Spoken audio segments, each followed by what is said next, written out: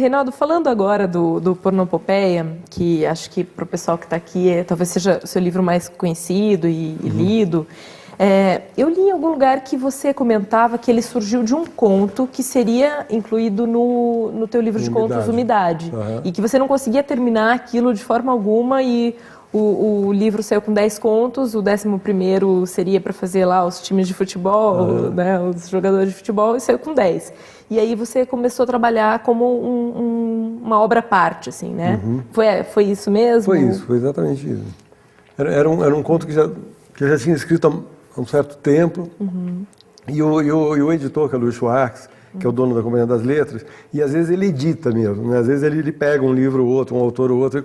Como foi ele o cara que editou o Tanto Faz, em 1981, ele era editor mesmo, editor no sentido de função, né, dentro da empresa, da Brasiliense, e ele foi o cara que propôs o meu livro lá naquela coleção Cantadas Literárias e fez a edição comigo. Então ele quando foi fazer esse livro de contos, ele pegou o livro ali, apesar de ser um cara ocupadíssimo, então foi para mim é sempre uma chamada grande honra, né? Pô, o dono da coisa que está fazendo a edição, né? Tá lendo seus contos, comentando com você. E ele falou, pô, esse conto aí, o conto era um trecho só do livro. Quem leu sabe, quem não leu, leia. E que é um conto de uma orgia que ocupa ali umas 80 páginas do livro. O cara chama, uma orgia se passa num centro de estudos neo-brahmanes. Então, o cara chama de Surubrahmani. Assim, e era um conto que o cara chegava lá para assistir um recital de cítara, né? E aí começa aquele negócio, você fica tirando um sarro da mulher, que é a papisa ali, que faz uma preleção super estereotipada, com todos os clichês orientalistas e tal. É uma coisa que já deu para entender. Você está tirando sarro disso, né? E o cara, mas quem é esse cara? Olha, isso aqui não vai funcionar como conto. Porque não só esse conto não tem começo, mas ele não tem fim. Aí fiquei com aquilo na cabeça, pô, estou com uma história que está vibrando, tem alguma coisa aqui nessa história, e não tem começo e não tem fim. Então vou escrever o começo e vou escrever o fim. Então eu fiquei trabalhando nos dois extremos, fui trabalhando para trás, assim, né, e para frente. Você pode mexer nessa cronologia, né, quando você está escrevendo, coisa que fez Balzac comparar os escritores a ninguém menos que deuses, né, que é o cara que tem um controle absoluto sobre o tempo e sobre a criação. Assim. Pode criar, matar, e fazer o tempo avançar e retroceder. Não são todas as artes que têm essa habilidade, né? Mas a literatura, o cinema, algumas têm essa possibilidade, né? Você se sente Deus. Você fica, então eu fiquei vendo quem era esse cara. E aí, enquanto eu estava cogitando essa questão da trama e de dar assim, uma lógica e uma substância para o personagem, fazer o cara ficar mais de carne e osso, esse negócio cruzou na minha cabeça com um projeto que já vinha ali fermentando, que era de fazer um personagem sem superego.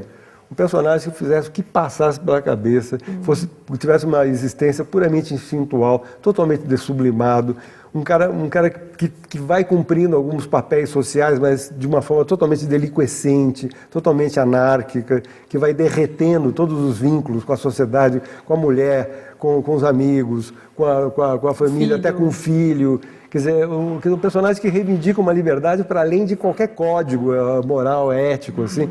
E que funcionasse num contexto realista, assim, né? Que não fosse criasse um monstro, um Jack the Ripper, sabe, como aquele escritor, aquele Bret Easton Ellis, um escritor americano que fez muito sucesso, agora voltou a escrever, que o personagem dele é um assassino de mulheres. Ele é um yuppie que ganha milhões na bolsa e estupra e arranca as vísceras das mulheres. Quer dizer, não era esse tipo de ausência de superego que me interessava.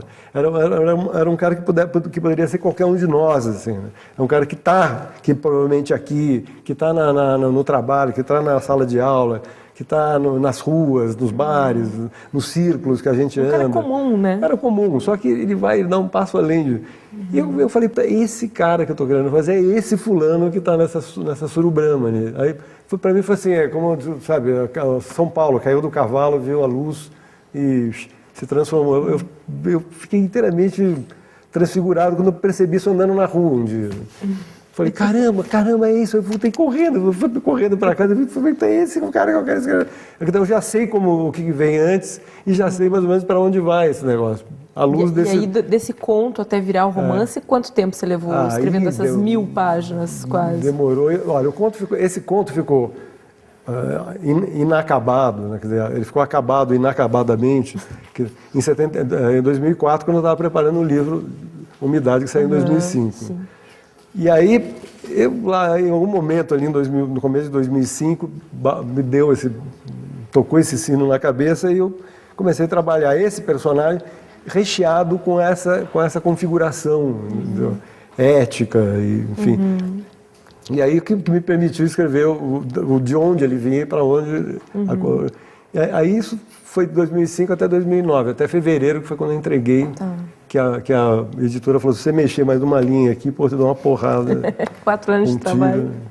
Agora, parece que a gente tem pouco tempo aqui, Rinaldo. Tem um monte de pergunta para te fazer, eu vou ter que escolher aqui. Eu sou meio tagarela, né? Convida para falar, não paro.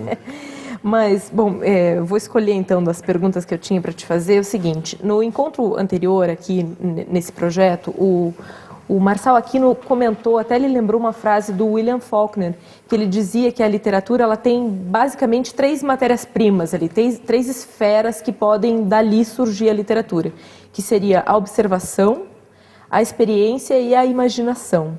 E eu queria que você situasse aonde, dentro dessas 3 possibilidades, onde se situa a sua literatura. Eu sei que tem uma pista muito forte aqui nesse livro, né? Porque na primeira página aqui tem uma nota à realidade, né? Que diz aqui que nessas páginas o real e o fabulado se encontram no ponto de fuga da imaginação. Então, quer dizer, você já dá um pouco de pista. Mas eu queria que você comentasse um pouco sobre a observação, a experiência e a imaginação na sua obra. Olha, tem um escritor aí que eu não consigo lembrar. Aliás, eu sempre cito essa frase dele e nunca consigo lembrar o nome do cara. Vai ver que é minha essa frase, não sei. Mas o cara diz, se não é, o cara diz assim, fui educado pela imaginação. Eu não sei quem foi, talvez um francês. Fica um francês por hora. Né? Fui educado pela imaginação, então eu fui aquele filho único que com uma liberdade muito restrita ali, né, com pai e mãe, sobretudo mãe muito zelosa da educação, do filho não cair em más companhias, agora estou exatamente. Exatamente, né? Então o livro era a grande saída para o mundo, era grande janelão assim, aberto para o mundo. Agora, se você ficar afundado em livro, você fica escravo da imaginação dos outros, né? E aquilo é um grande estímulo para a imaginação. Então, isso tudo vai criando uma experiência, né? Não tem jeito. Então, é na confluência dessas 2 grandes vertentes da existência humana, né? Que é a imaginação e a experiência, é que surge um livro, uma história. A observação você acha que talvez não seja muito forte? Não, a observação faz parte, né? A observação, eu entendo o que você está falando. Eu não sou um cara de ficar observando e falar, vou reproduzir isso. Tem escritores que estão lá com o caderninho no ônibus, eu tenho o caderninho, mas é para coisa que me vem à cabeça, não coisa que é raro eu anotar coisa que eu acabei de ver ou que alguém falou. Às vezes eu faço isso também, já fiz mais. Mas é mais coisa que me vem à cabeça, que o que você disse despoletou aqui, né? O que aconteceu ali, o som que você ouviu e tal. Aí eu uso... Mas eu acho que, na verdade, a literatura, você pode dizer de uma forma mais intelectualizada que ela é uma confluência entre experiência, imaginação e observação. Mas, na verdade, todo livro, algum outro escritor, cujo nome também não vou lembrar, diz que todo livro só fala sobre 2 coisas, sexo e viagem. Você pode ver, qualquer livro que você lê é sobre sexo e viagem. Então você está no caminho da alta literatura, né, Rinaldo? É um personagem se deslocando no espaço e a fim de alguém. Basicamente. Eu queria relembrar um trecho de uma entrevista sua que eu li em algum lugar, que você dizia o seguinte, que talvez fosse um melhor pai, um marido e um amigo sem a literatura, mas seria sem dúvida nenhuma um pior eu mesmo.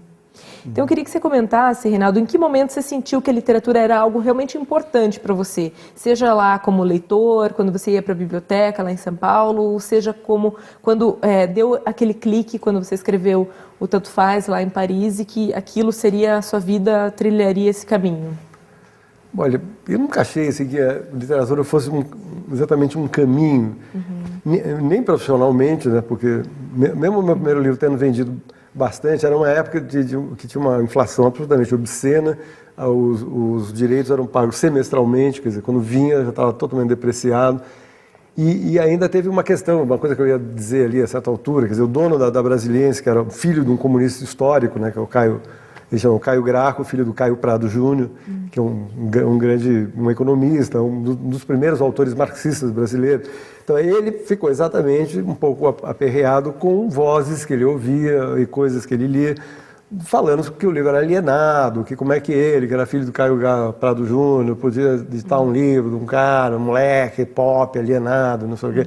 Então ele brecou, ele demorava um tempão entre uma edição e outra, teve 3 edições nessa primeira fornada. E na terceira edição ele também botou em 3, 4 semanas e ele resolveu virar a página porque ele achou que aquilo ia meio bagunçar. Então, quer dizer, estou contando isso porque eu logo vi que aquilo não ia ser um ganha-pão. Né? E literatura, de fato, o que acontece, ela abre portas paralelas.